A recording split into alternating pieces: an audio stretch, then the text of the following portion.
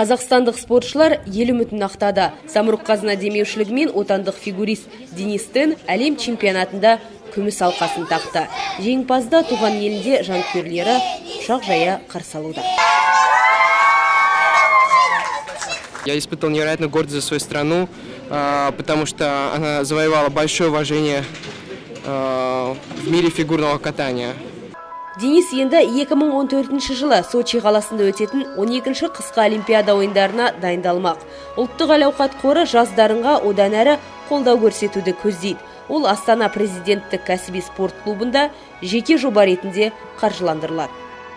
Мысалы, Геннадий Головкин, Денис Тен, Илья Ильин ол әлемдегі ең жақсы, ең жоғары көрсететін спортшылар.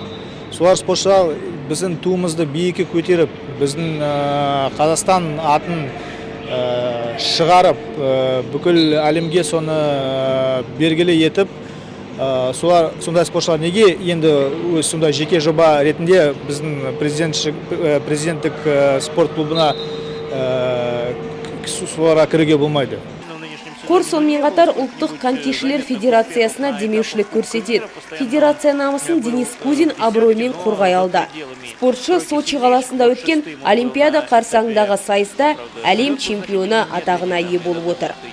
Я сам до последнего не верил, что я смогу попасть хотя бы в десятку.